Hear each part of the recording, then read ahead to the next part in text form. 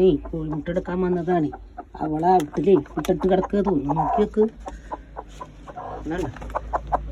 മുട്ട ഉജാല തേച്ച മുട്ട കണ്ട നമുക്കറിയാം. ഉജാലില്ലാത്ത മുട്ട നമുക്ക് എടുക്കാം. ഇതാ ഒന്ന് ഇത് ഉജാല തേച്ചിട്ടില്ല.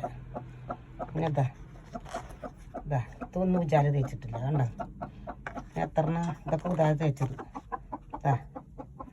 ഇത് ഉജാല തേക്കാത്തത്. ഞാൻ 8 മുട്ടയാണ് വിരിയാൻ വെച്ചിരുന്നത്. ഇപ്പം എന്താണെന്നറിയുമ്പോൾ 12 മുട്ടായി. അപ്പം 4 എണ്ണം മറ്റേ കോഴികൾ ഇട്ടിരിക്കുകയാണേ. ഇത് തേച്ചതാണ്.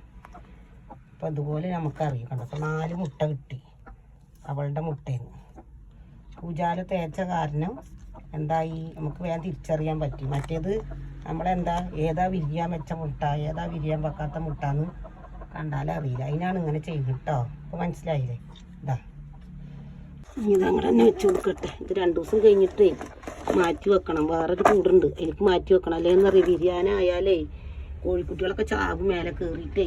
അപ്പോൾ ഇത് ഇനി വേറൊരു കൂടുണ്ട് അതിലേക്ക് മാറ്റി വെക്കണം. ഇപ്പോഴല്ല 2 ദിവസം കിടക്കട്ടെ. അത് കഴിഞ്ഞിട്ട് കുട്ടിയെ മുട്ട കണ്ട 4 മുട്ട അവളെ വീട്ടിലുണ്ടായിരുന്നത്.